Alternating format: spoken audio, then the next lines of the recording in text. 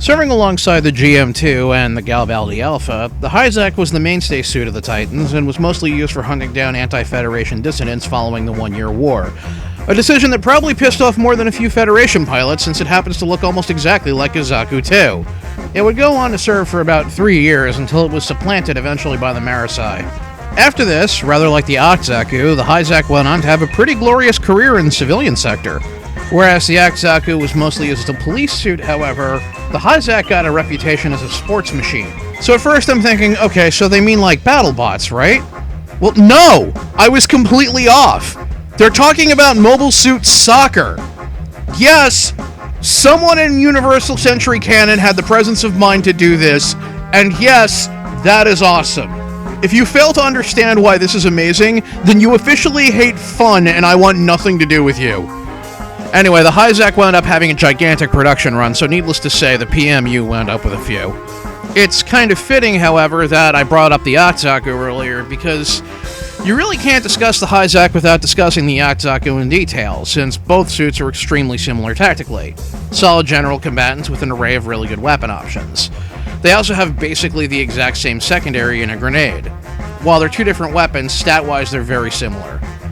The Zaku comes in slightly earlier, 350 versus 400, and is more fragile, but it's faster, has better range damage, and superlative agility for a tier that's practically unrivaled until 450. The Hizack comes in a bit later, uses ranged weapons that aren't quite as strong, but makes up for it by having all of these ranged weapons more reliable and longer ranged. The one exception is its bazooka. The Hizack uses the modified Hyper Bazooka, which is significantly better than the Zaku's Zaku Bazooka. It's also one of the rare suits to use it underhand, which actually means it has a more reliable trajectory when you're using it. However, the Hizack is much tougher, is heavier armored, and has a shield. Now, the Hizack is a general that goes from 400 to 500, and it has space specialization even though it can handle ground or space missions. It's basically the defensive counterpart to the Zaku, because while the Zaku is an outstanding ambusher, the Hizack is intended more as a brawler and a line fighter. It shows the different mindsets behind who created them, and unsurprisingly, the suits complement each other really, really well. They also both have a command-type variant that shows up 50 points later, and is fundamentally a different suit entirely. And while both of those probably deserve their own video at some point, right now we're focused squarely on the Hizack. Like the Zaku, the Hizack may have 3 primary range weapons, but it's got 2 different combat styles depending on which one you're using.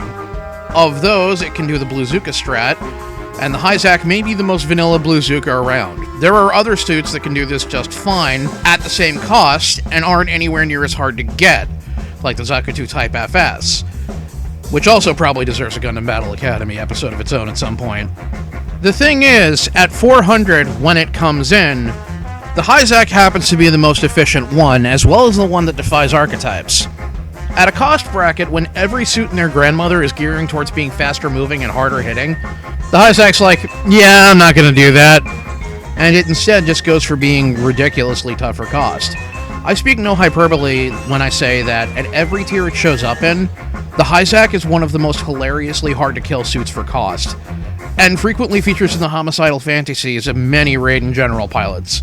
Because while it will eventually succumb to the same things that will kill everyone else, between its heavy armor, endurance, and shield, it will take a ton more before it finally goes down.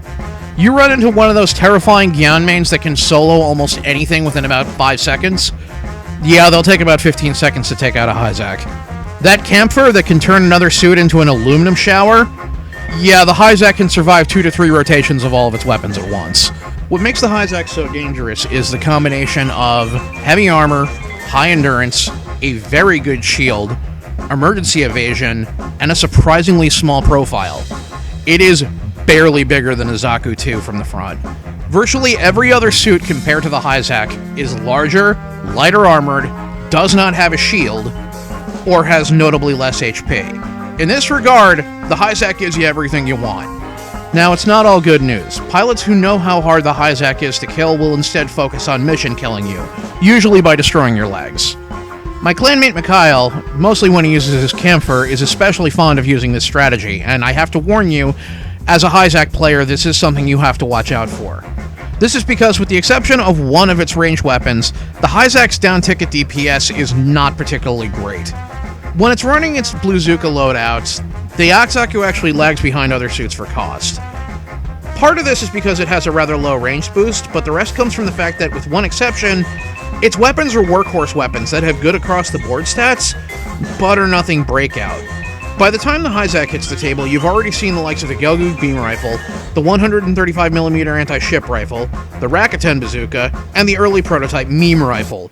So the simple and stable Marasai beam rifle and the rather unremarkable modified hyper bazooka don't seem all that great, though they do get the job done, and I've certainly used them my fair share.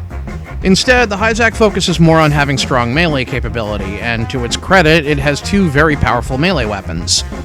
The Beam Saber isn't as strong, but has better reach and is a little bit faster. Alternately, you have the choice of the Hizack Heat Hawk, which, while shorter range, is significantly stronger.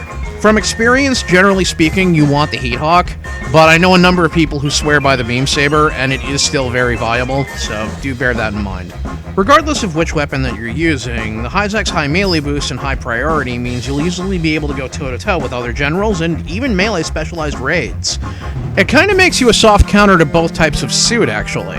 It also makes you a fantastic bodyguard suit, whether you're protecting your ace or you're protecting a support in your backfield.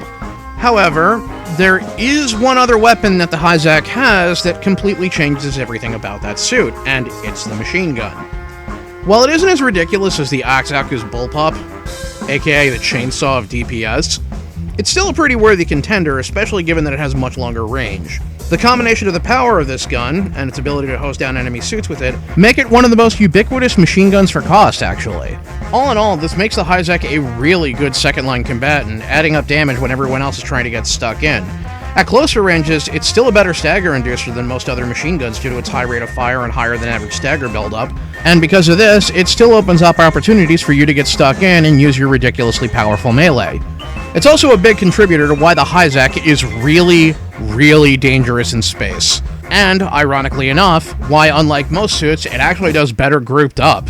All of this is backed up by the Hizack's grenades, which aren't really any stronger than the Hizaku's, but they do have a slightly larger AoE.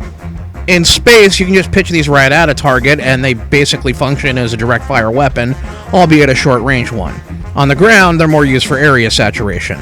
In both cases, they're unique because they'll almost never cause friendly fire stagger, so you can just freely pitch them into a melee and try to tilt things in your team's direction.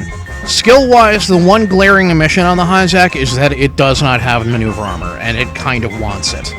That one omission is its major, glaring weakness in its defenses, because it effectively means that you have to rely on emergency evasion to extricate yourself from a bad situation, as opposed to simply powering through. And while you're better off than a lot of other suits in that regard, you're far from the best. There is no way, however, that I can cram a suit comparison for the Hizack into this video and have it emerge on this side of 25 minutes. So instead, I'm going to give you the short and sweet version. If you want a suit that's similar but somewhat easier to acquire, then go for the powered GM. If you like what the Hizack is trying to do, but it's not enough range damage for you, then use either the Hizaku or the GM Custom, depending on what you want. If you are subhuman filth, use the GM too. Lastly, if you want a suit that is absolutely as close as you are ever going to get to the Hizack without being the Hizack, there's the Nemo. So, with that out of the way, let's go right for the tier list evaluation. While the Hizack is tough as hell, excellent tier at 400, it isn't. The Hizack's coming in at the same cost bracket where the Pale Rider line is just hitting its stride, where the Gelgoog line is starting to pick up steam. It suits like the Peasant Watch, Gion Eos, and Galbaldi Alpha all just arrived. The Hizack's hardly in bad company here, but it's just not as powerful as these are offensively, though its combination of brute force and high toughness are certainly worthy of respect. This places it squarely into good tier.